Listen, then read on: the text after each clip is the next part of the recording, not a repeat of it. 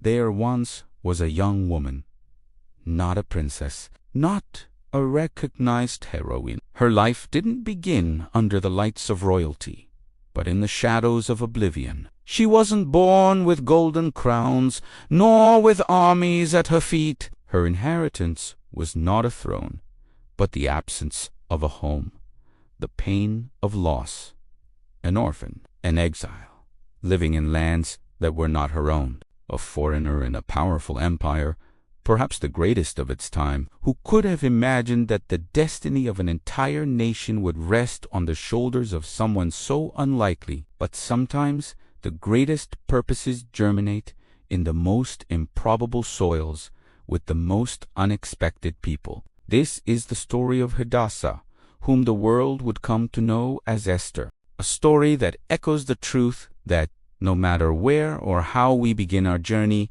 each of us can be called for a greater purpose. For such a time as this, to truly delve into Esther's extraordinary journey, we must first understand the stage on which her story unfolded, the vast and imposing Persian Empire. In the 5th century BC, it was the days of King Ahasuerus, more historically known as Xerxes.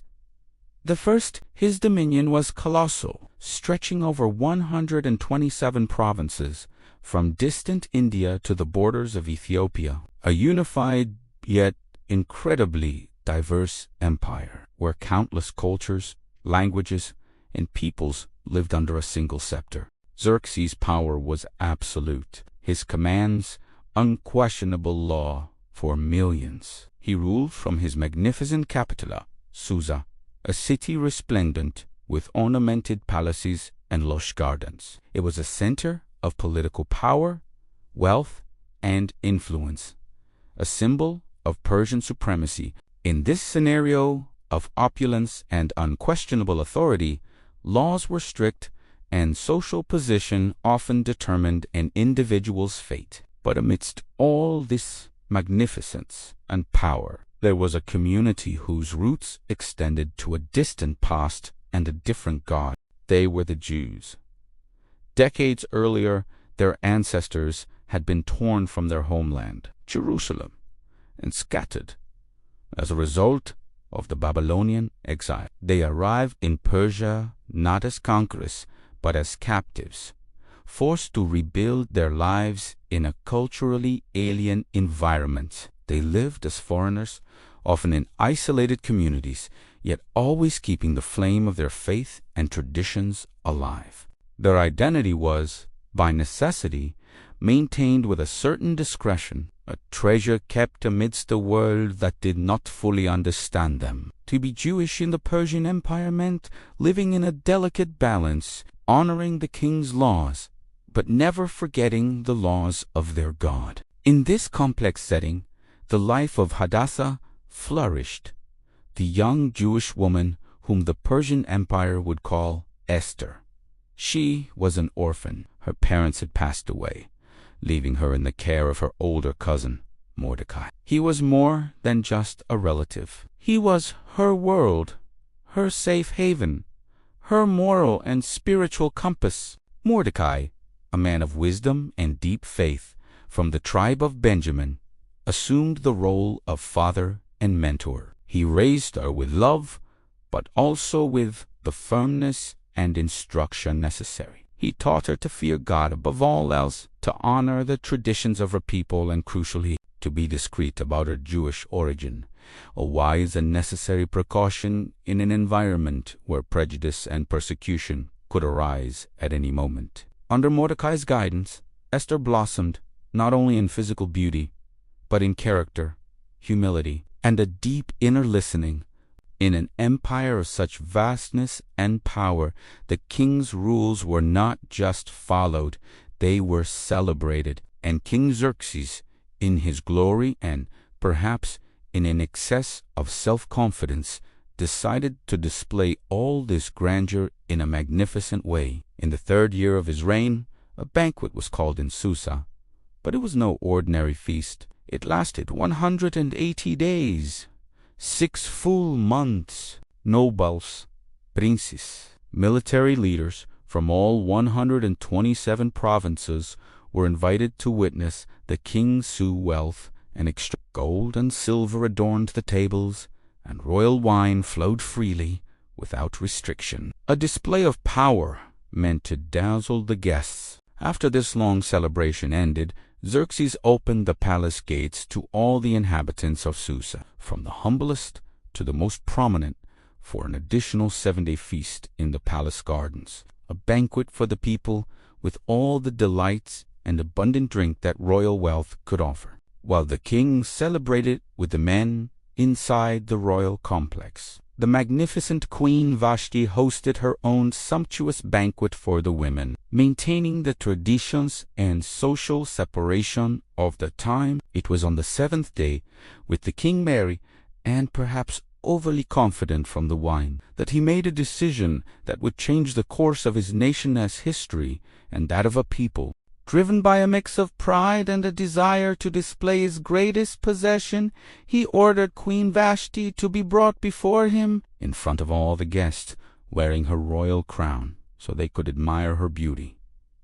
The king's order was irrefutable. His 7 eunuchs, the king's personal messengers, were dispatched. But to the king's and everyone present's surprise and indignation, Vashti refused. A queen in an empire where the king's word was law dared to disobey. Her defiance was not just a no, but an act of insurrection against the monarch's authority and vanity. Vashti's refusal deeply wounded Xerxes' pride. His own queen had publicly defied him. The humiliation was unbearable. Enraged, he summoned his wise men, the experts in law and protocol, to seek counsel. What to do with a queen who disrespected the crown and, by extension, the honor of every man in his kingdom? It was Memucan, one of the keenest advisers, who raised an alarming concern. He warned that Vashti's disobedience would not be confined to the palace. It would spread like wildfire, inspiring other women to dishonor their own husbands. To preserve social order and male authority throughout the vast empire, it was imperative that Vashti be removed from her position and that a decree be issued establishing the supremacy of the husband in his own household. The king agreed. A royal edict was sent to every province, in every language, proclaiming the dethronement of Queen Vashti and reinforcing the husband's authority over his wife. Thus, the queen was dethroned, banished from the royal presence. But at that moment, no one, neither the king in his fury nor the advisers in their wisdom, could foresee the consequences of this act. Little did they know that, between the lines of a royal whim, the invisible hand of God was beginning to move, paving the way for the purpose of a young orphan. As time passed, King Xerxes' fury subsided. Queen Vashti's absence, her beauty, and the boldness of her refusal began to weigh on his mind. He remembered her, and perhaps the impulsiveness of his decision began to manifest as regret. However, a royal decree sealed with the king's signet ring was irrevocable in the Persian Empire. Not even the monarch himself could undo it. Vashti could not be restored. The king's advisers, noticing the melancholy and emptiness in the king's heart, proposed a solution, a strategy to repopulate the harem and ultimately select a new queen. The idea was to gather the most beautiful virgins from all 127 provinces of the empire. They would be brought to Susa, to the women's quarters, under the care of Hege, the eunuch in charge of the harem. There, they would undergo a rigorous period of purification and beauty treatments, lasting 12 months, before being presented to the king. The one most pleasing to Xerxes would become the new queen, replacing Vashti. The king, enthusiastic about the idea, issued a new decree. Messengers were sent to all corners of the empire, and thus a multitude of young women began to be gathered in Susa, and among them a discreet and unlikely figure, Hadassah, our young Jewish woman, living under Mordecai's care, was also taken to the palace. Mordecai, worried and vigilant, instructed her again not to reveal her nationality or lineage. It was a protective measure, a secret that would keep her identity and that of her people away from curious and perhaps dangerous eyes. Esther was brought to the women's quarters and placed under Haggai's supervision, and immediately something about her stood out, not by force, not by demands for luxury or special treatment. On the contrary, it was through her humility, her grace, her kindness, and her intelligence that she gained the favor of everyone around her, especially Haggai. God had granted her special favor, an aura of likability that distinguished her. Haggai, noticing Esther's uniqueness, gave her attention and provided her with the best beauty treatments, the most nourishing food portions, and the 7 best maids, while Esther prepared day after day for her unparalleled presentation to the king. Mordecai remained vigilant. He sat daily at the king's gate, a meeting point for officials and for the city's movement, ensuring he could see her and, if possible, get news of her well-being. In Mordecai's heart there was concern, but also a deep faith that God was at work, even in the intricacies of a pagan palace. His discretion and careful observation in his apparent passivity were an essential part of the divine plan. After 12 long months of preparation, the time came. Each young woman was presented to the king, and when it was Esther's turn, she entered Xerxes' presence with serene dignity, a natural beauty that transcended treatments and adornments. She asked for nothing more than what Haggai, her guardian, had suggested, a testament to her humility and trust. And when Xerxes saw her, he was immediately captivated. The Bible tells us that the king loved Esther more than all the other women. She won his favor and affection in a way no one else could. And so the royal crown was placed on her head, and Esther, the Jewish orphan, the exile, became the queen of Persia in Vashti's place. A grand banquet was held in her honor. A holiday was proclaimed throughout the empire, and gifts were distributed celebrating the new queen. But no one knew her true identity. No one knew that God had placed his servant in the center of power, not to be served, but to serve an inscrutable divine purpose. Even after becoming queen, Esther continued to live with discretion, following Mordecai's instructions as she had since childhood. She kept her counselor and guardian close to her heart and mind, a vital link to her identity and faith, while Esther resided in the palace's luxuries, exercising her quiet influence. Mordecai remained at his post at the king's gate. This was no humble place. It was a strategic point, the center of public life, where news and rumors circulated freely, and where royal officials and servants gathered. Although not a nobleman, Mordecai's position there was, unbeknownst to him, part of the divine plan. It was at this strategic location that one day Mordecai overheard something disturbing. 2 of the king's eunuchs, Bigthan and Teres, guards at the palace entrance, were speaking in low, furious tones. Their voices, full of resentment, revealed a sinister plot to assassinate King Xerxes. What they planned was treason in its most heinous form, the murder of the most powerful man in the world. Mordecai, without hesitation, acted immediately. He sent this urgent information to Queen Esther, who now had direct and privileged access to the king. Esther, in turn, conveyed the warning to Xerxes, making sure to explicitly mention that the information came from Mordecai. An investigation was launched, and the matter was thoroughly examined. The truth came to light. The 2 guards were guilty of the conspiracy. By Persian law, the punishment for such an act was swift and brutal. They were hanged on the gallows. The king's life was spared, but the moment passed without great public celebration for Mordecai. His role in exposing the plot was Indeed, recorded in the Book of Chronicles, the royal annals kept in the king's presence, which documented significant events of the kingdom. But, strangely, no public reward was given, no honor granted, no formal recognition. Just a name in a book quietly inked into the empire's records, an act of loyalty so crucial, forgotten, or so it seemed, to human eyes. Some time later, King Xerxes promoted a man named Haman, the Agagite, to a prominent position, above all other princes and officials with him. Haman became, in essence, the second in command of the vast Persian Empire. An order was issued. Everyone was to bow down and pay homage to Haman, and everyone did, except Mordecai. Day after day, Mordecai, true to his principles and his faith, refused to bow to Haman. The Bible does not give the exact reason, but there is a strong inference that, as a Jew, Mordecai would not bow to anyone but God.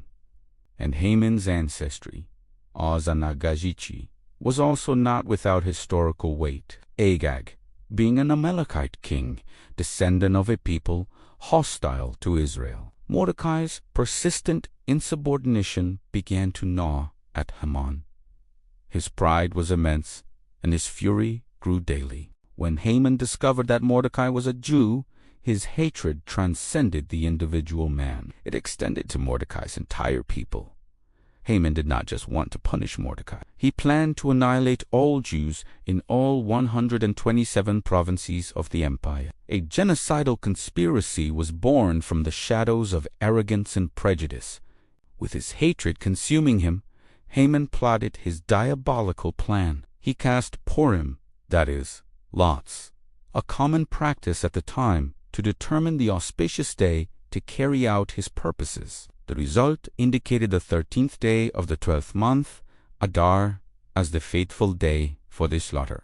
Armed with this sign and with his mind already made up, Haman presented himself to King Xerxes with cunning and deceitful words. He said, "There is a certain people, scattered and dispersed among the peoples in all the provinces of your kingdom, and they do not keep the king's laws. Therefore, it is not in the king's interest to tolerate them." Haman painted a picture of a subversive people, a dead weight for the empire, without mentioning they were Jews. He then offered to pay the costs of the execution with 10,000 talents of silver, an exorbitant sum, equivalent to 2/3 of the empire's annual revenue, a value that reveals the depth of his hatred and the extent of his determination to annihilate this people. King Xerxes, apparently without questioning Haman's motivation or the veracity of the accusations, and perhaps still with his pride wounded by recent experiences and under the manipulative influence of his prime minister, handed his signet ring to Haman. This ring was the ultimate authority, granting Haman the power to seal any decree in the king's name, making it irrevocable. Thus, a royal decree was quickly written and sent to all 127 provinces. On the 13th day of the 12th month, Adar, all Jews, men, women, and children, from the young to the old, would be destroyed, killed, and annihilated. Their possessions would be confiscated as plunder for those who killed them, mounted on swift horses. The messengers spread the terrible news throughout the empire. In Susa, the capital, the publication of the edict generated a mixture of confusion, shock, and dread among the population, especially among the Jews.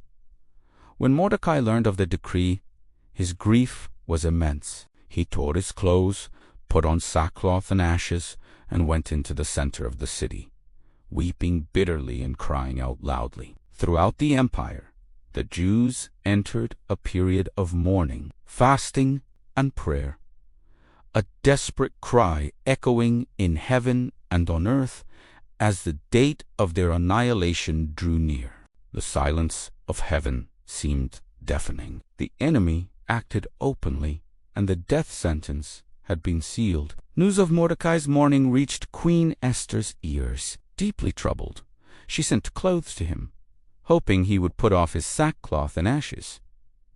But Mordecai refused. Then Esther sent Hathach, one of the king's eunuchs who served her personally, to find out the cause of such distress. Mordecai then revealed Haman's entire plan, the exact amount of silver he had offered for the annihilation of the Jews, and showed Hathach a copy of the genocidal decree. He instructed Hathach to return to Esther and order her to go to the king, plead for her people, and intercede for them. Esther's response was permeated with fear. She sent back to Mordecai, "No one, not even the queen, may approach the king in the inner court without being summoned. The penalty is death, unless he extends the golden scepter. And I have not been called to the king's presence for 30 days. The risk was real, and her hesitation understandable to human eyes. It was a terrible dilemma: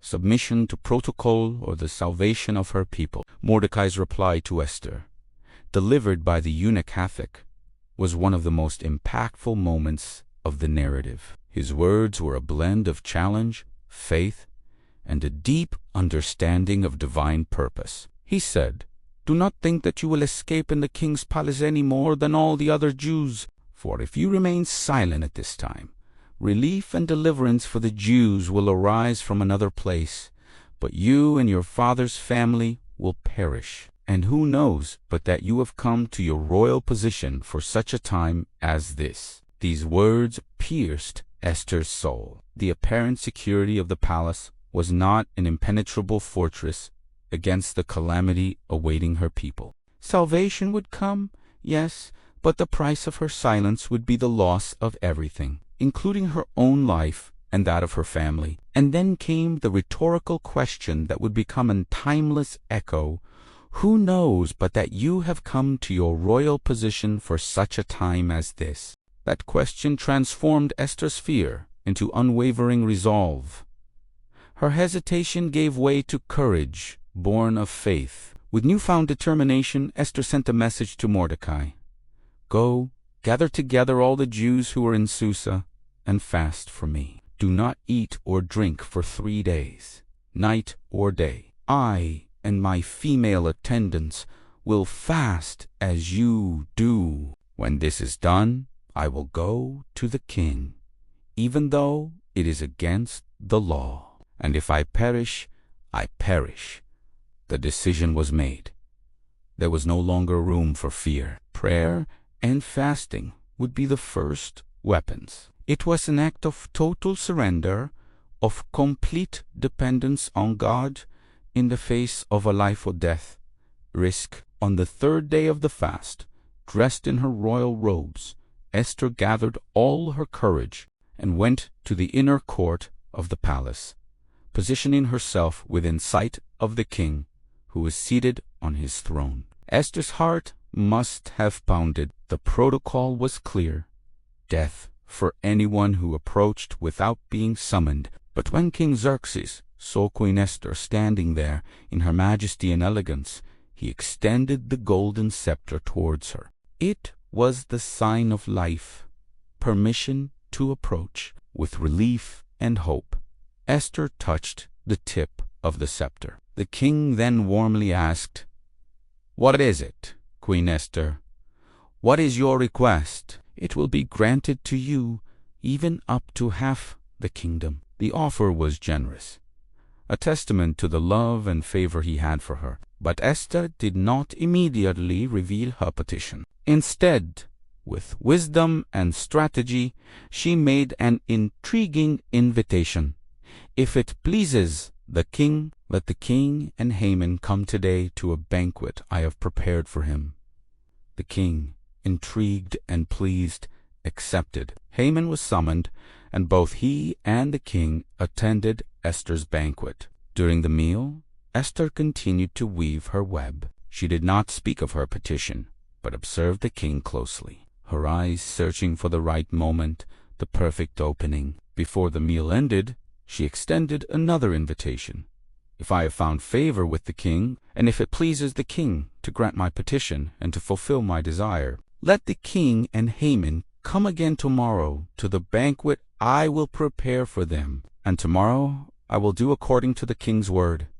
The king's interest deepened, and Haman's curiosity grew, both eager and uncertain about what Esther's final request might be. Haman, puffed up with pride by the honor of banqueting with the king and queen, left the palace rejoicing. But upon seeing Mordecai at the gate, who again refused to bow, Haman's joy turned into bitterness and fury. He went home and boasted about his riches and his children, and the glory of being invited by the queen. But then he declared, "All this means nothing to me as long as I see Mordecai, the Jew, sitting at the king's gate." His wife, Xerxes, and his friends suggested he prepare gallows 50 cubits high, and the next morning ask the king for permission to hang Mordecai on them. The idea pleased Haman, and he ordered the gallows to be built. That same night, after Esther's first banquet,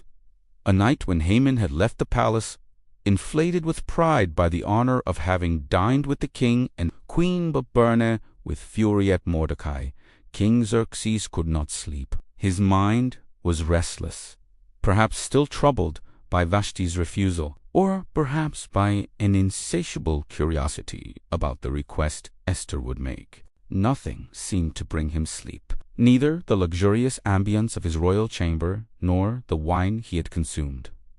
Nothing desperate for some distraction, something to occupy his mind and quell his sleeplessness. The king called his servants and ordered them to bring him the Book of Chronicles, the official record of the kingdom's events. It was a voluminous tome where all notable deeds, edicts, and important occurrences were methodically recorded. As the scribes read aloud the dusty pages, the monotonous voice of the reading filling the night's silence, a particular entry caught the king's attention. It was Mordecai's name. The chronicle detailed how Mordecai had discovered a conspiracy to assassinate the king himself, a plot hatched by the two eunuchs, Bigson and Teres.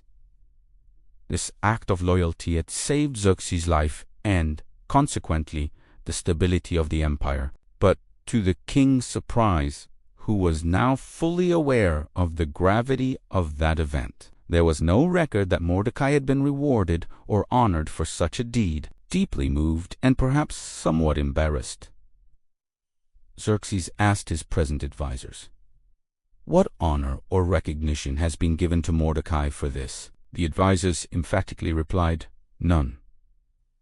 The king fell silent, thoughtful. How could such a profound act of loyalty have gone unrewarded? Justice, balance, something was missing. Exactly at that moment, with dawn breaking on the horizon, and the king's question still hanging in the air, Haman entered the outer palace chambers.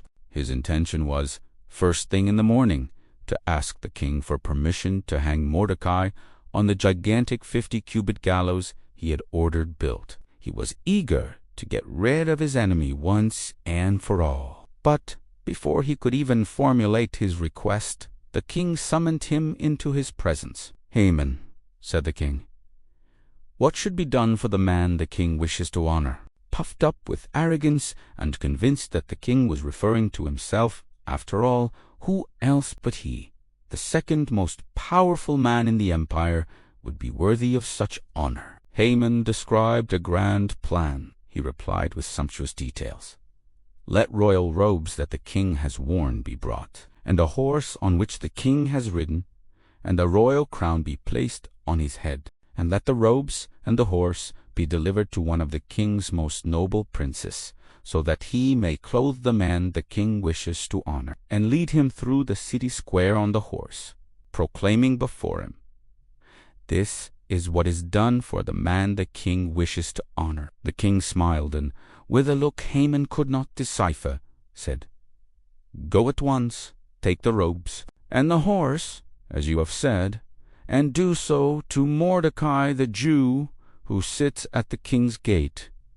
Do not neglect anything." Haman's face turned pale.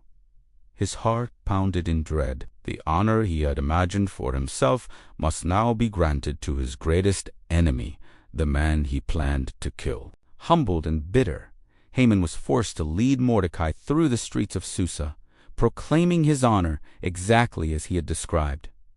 Upon returning home, his spirit was broken. He recounted to his wife, Zeresh, and his friends everything that had happened. They, with a dark premonition, warned him, "If Mordecai, before whom you have begun to fall, is of Jewish origin, you will not stand against him.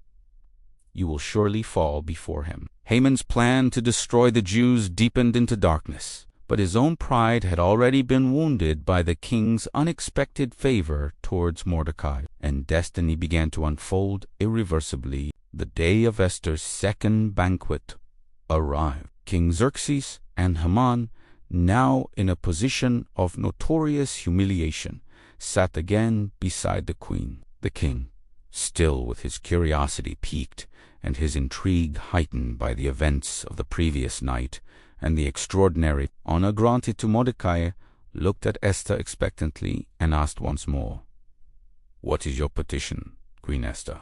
Speak, for your wish shall be granted even to half the kingdom."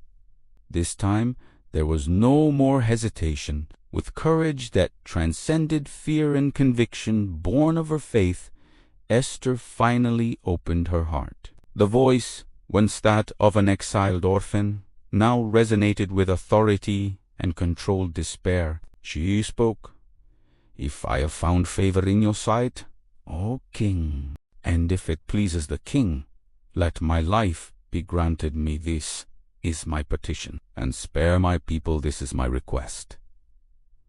The king's expression changed dramatically. A flash of shock, disbelief, and finally, growing suspicion crossed his face. His queen pleading for her own life and for her people. He had no idea that Esther belonged to a nation on the brink of extermination. Esther continued, the gravity of her words filling the hall. "For we have been sold, I and my people, to be destroyed, killed, and annihilated. If we had merely been sold as slaves and servant girls, I would have kept silent, for such distress would not warrant troubling the king." With this declaration, Esther skillfully outlined the magnitude of the threat. It was not a matter of controllable servitude or loss of status. It was a total death sentence, an orchestrated genocide that would affect even the queen herself. King Xerxes' face, previously just shocked, darkened with uncontrollable rage. His eyes showed the fury of a monarch who had been deceived, manipulated, and, worse still, whose authority had been used for such an abominable plan. He demanded to know, who is he, and where is the man who would dare to do such a thing? It was then that Esther, with a final gesture of bravery and indignation, pointed directly at Haman, who sat there pale and terrified. "The adversary and enemy is this wicked man, Haman." The shock on Haman's face must have been complete. His plot, once woven in shadows, was now exposed to the light of day, in the presence of the king himself and the queen he sought to destroy. Xerxes' fury exploded. Without another word, he rose from the table and rushed out of the banquet hall into the palace gardens, seeking to cool his anger and perhaps reflect on the terrible deception that encompassed him. As the king departed, terror seized Haman. Seeing Xerxes' anger and realizing that his plot had been completely revealed and that his life was in imminent danger, he rushed to Esther, pleading for mercy. In his desperation, he threw himself onto the couch where Esther was reclining, clinging to her, begging for his life. At that very instant, King Xerxes returned from the garden. The scene he witnessed was the worst possible. Haman, in a posture that seemed intimate and perhaps even aggressive, upon the queen. The king's rage climaxed. He bellowed, his voice filled with indignation. "Will he even assault the queen in my own house?" This phrase sealed Haman's fate. The king's guards, without hesitation, seized Haman, covered his face, and led him out of the banquet. And then Harbona, one of the eunuchs, and seemingly small piece on the stage of history, revealed, "Look, the gallows that Haman has set up for Mordecai, who spoke good on the king's behalf, stand in Haman's house, 50 cubits high." The irony and poetic justice of that moment were overwhelming. The king did not hesitate. Hang him on it. And so Haman was hanged on the very gallows he had prepared for Mordecai. Those who dig a pit for others often fall into it themselves. The plans of the wicked were overthrown in a single decisive moment, and divine justice, though sometimes seeming delayed, manifested itself resoundingly. With Haman's execution, a new era began for the Persian Empire and, crucially, for the Jewish people. King Xerxes, realizing the extent of the manipulation and the perverse deception he had been a victim of, acted to correct the injustice. He gave Haman's entire vast estate to Queen Esther, and she, in turn, with her wisdom and loyalty, appointed Mordecai to administer this newly acquired inheritance. In a gesture of extreme trust and recognition, the king also removed his signet ring, the same one he had given to Haman and which had sealed the genocidal decree, and placed it on Mordecai's hand, granting him royal authority. Thus, Mordecai, the man who was once a humble Jew sitting at the gate, now occupied Haman's position, becoming the second most powerful man in the empire, with the unrestricted trust of the king and queen. However, the battle was not yet fully won. Although Haman was dead, his decree remained law. In Persia, a royal edict sealed with the king's ring was considered irrevocable. Not even the monarch himself could directly undo it. The date of destruction against the Jews, the 13th day of the 12th month, Adar, still loomed on the calendar, an imminent and terrible threat. Once again, Esther, with unwavering determination, approached the king. This time, her petition was not for her own life, but for the life of her people. She fell at the king's feet, weeping, pleading with him to annul Haman, the Agagite's evil plans against the Jews. Her voice now carried the pain and despair of a nation. "How can I bear to see disaster fall on my people?" she pleaded. King Xerxes, understanding the delicate situation, the impossibility of revoking the decree, but the urgent need to protect the Jews, granted permission for a new decree to be written. This new edict would serve as a countermeasure to the first.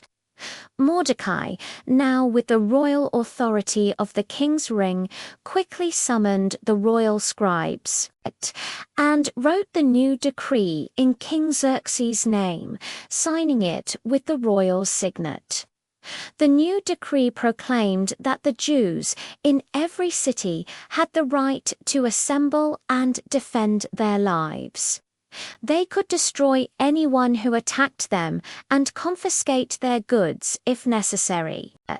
This decree was sent with the utmost urgency to all 127 provinces in every language, sealed with the king's ring. As the news spread, hope was rekindled. Where there had once been mourning and despair, there was now light joy, and glory among the Jews. On the day marked for destruction, the 13th day of Adar, the Jews rose up throughout the empire, united and protected by law. With royal protection and newfound courage, they faced their enemies and prevailed. In Susa, 800 attackers were killed, including Haman's 10 sons, notorious men who had aligned themselves with their father's wicked plans. At Esther's request, Haman's sons' bodies were displayed, and one more day of defense was granted in Susa. Throughout the empire. 75,000 enemies of the Jews were defeated.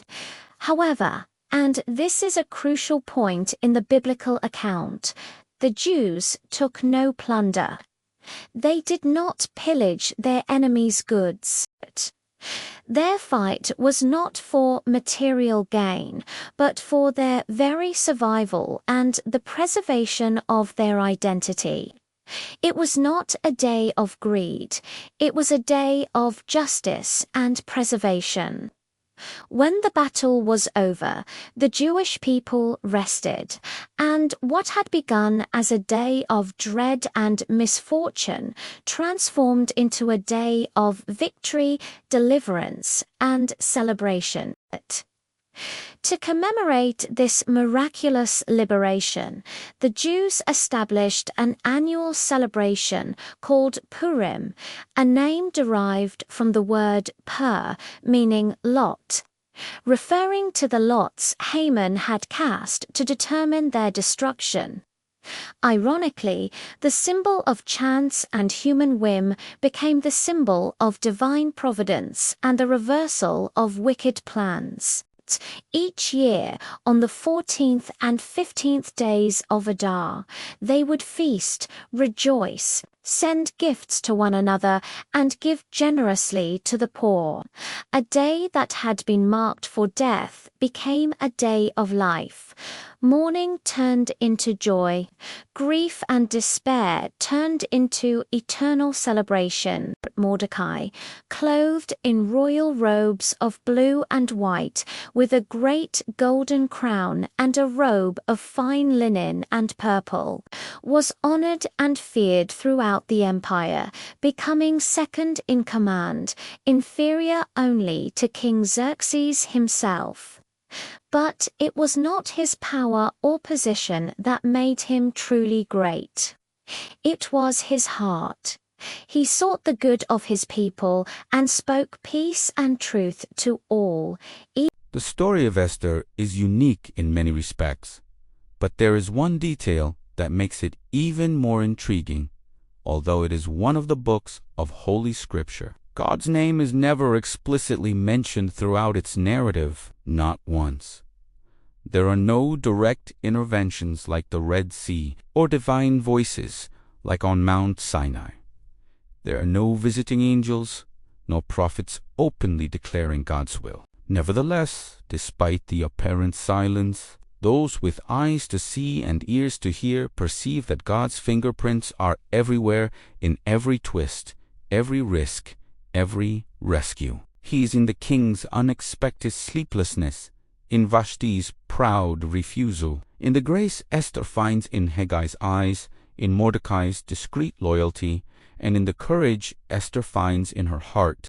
Nothing is by chance. Every element, every person, every event, great or small, is a piece meticulously placed on a much larger board. What appears to us as coincidence or mere luck, through the lens of faith, reveals itself as divine providence. It is the invisible hand of God weaving the threads of destiny, transforming what was destined for destruction into a path to salvation. It is the resounding truth that, even when God seems distant or silent in our lives, He is never absent. He is working behind the scenes, preparing the ground, moving pieces, and positioning people to fulfill His purposes. This story teaches us the importance of divine providence in details.